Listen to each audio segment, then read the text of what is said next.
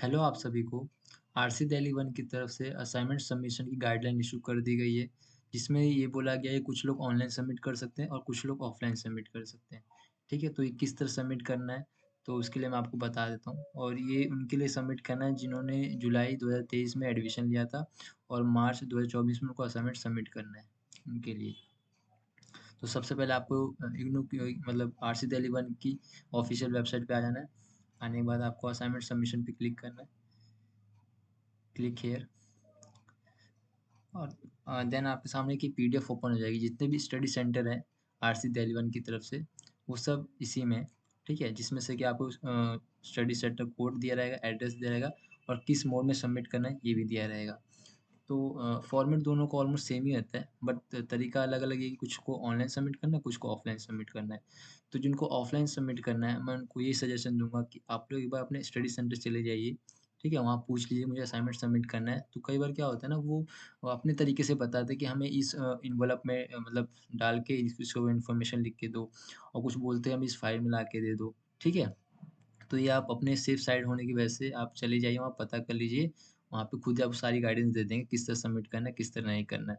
और जो ऑनलाइन और ऑफलाइन में, जो ऑफलाइन वाला है, उसमें अपने-अपने स्टडी सेंटर अपने-अपने हिसाब से उस मतलब असाइनमेंट सबमिट लेते हैं कि हमें इस तरह करके ला के दोगे तो हम सबमिट कर लेंगे।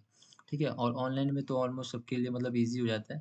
बट इसमें कुछ चीज़ें ऐसी है जो हमें बहुत ध्यान रखनी पड़ती है, क्योंकि ये चीज़ ना होने की वजह से भी असाइनमेंट रिजेक्ट हो जाता है। तो जैसा कि आपको मैं ये कालका जी 0710 देशबंधु कॉलेज, इस पे क्लिक कर देता हूँ लिंक पे।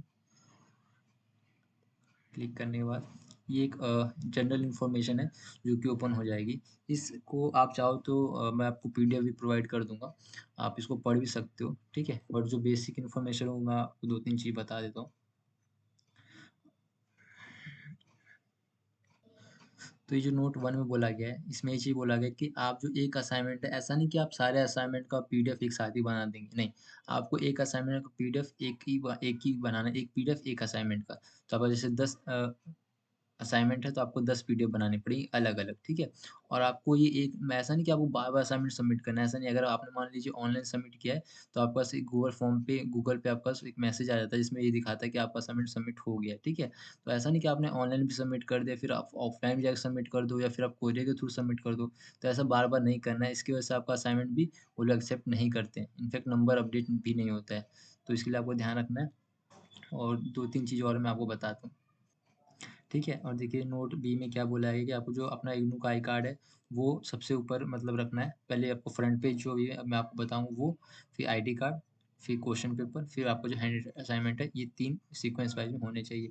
ठीक है? और इसमें आपका एनरोलमेंट नंबर जो कि इसमें बताया। अब देखिए जो आप फाइल बनाएँगे, जो आप पीडीएफ बनाएँगे, उस पीडीएफ ऐसा नहीं आप कुछ भी नाम से सेव कर लेंगे, ऐसा नहीं है। आपको क्या करना है, कोर्स कोड नेम, ठीक है? जैसे कि आपने जो सब्जेक्ट लिया होगा, जैसे बीपीएससी 102, 105, ठीक है? बीपैक, ठीक है?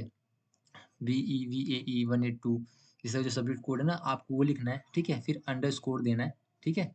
अंडरस्कोर देने के बाद जो यहाँ पे आपका एनरोलमेंट नंबर है, वो लिखना है, ठीक है? जैसे कि इसमें बताया हुआ है, मैं आपको दोबारा बता देता हूँ। आपको पहले क्या करना है, आपका एनरोलमेंट नंबर है वो लिखना है, अंडरस्कोर, फिर आपका जो कोर्स कोड है वो लिख देना है, ठीक है? जैसे MS01 किसी का रहा होगा तो वो लिख देगा, जैसे BPSC 105 होगा तो वो लिख देगा, ठीक है? तो आपको जो फाइल नेम सेव करनी है, वो आपको पहले जो आपका एनरोलमेंट नंबर है वो रहेगा, फिर अंडरस्कोर, फिर आपका जो कोर्स कोड रहेगा वो रहेगा, ठीक है? और इसी के बारे में छोटी-सी इन्फॉर्मेशन नीचे भी दी हुई है, आप चाहो तो पढ़ सकते हो। मैं फिर भी आपको ब्रीफली बता देता हूँ और क्या-क्या चीज़ें हैं।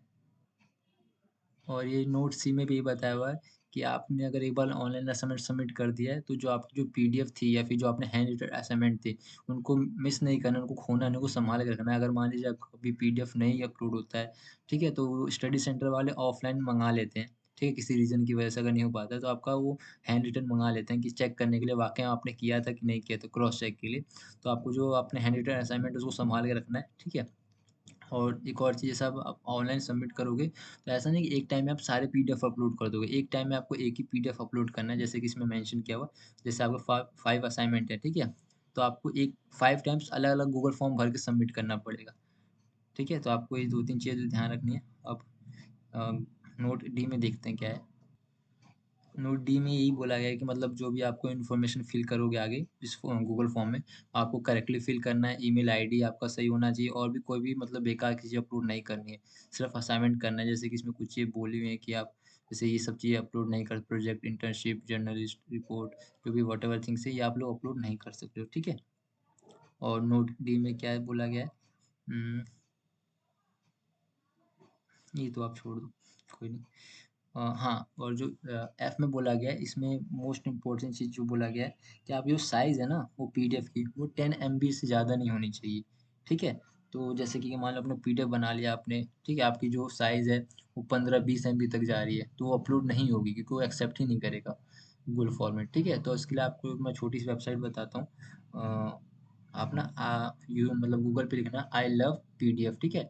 उस पे क्लिक करते ना आप कोई सी भी फ़ाइल हो या पीडीएफ हो, आप उसको कंप्रेस कर सकते हो, ठीक है? तो आप वो यूज़ कर लेना अगर आपकी पीडीएफ साइज़ ज़्यादा होती है 10 एमबी से तो, ठीक है? आपके लिए बहुत ईज़ी और बेस्ट रहेगा। आप ऑनलाइन उस पे जाके करके पीडीएफ साइज़ कंप्रेस कर सकते हैं और आपका असाइनमेंट सबमिट हो जाएगा।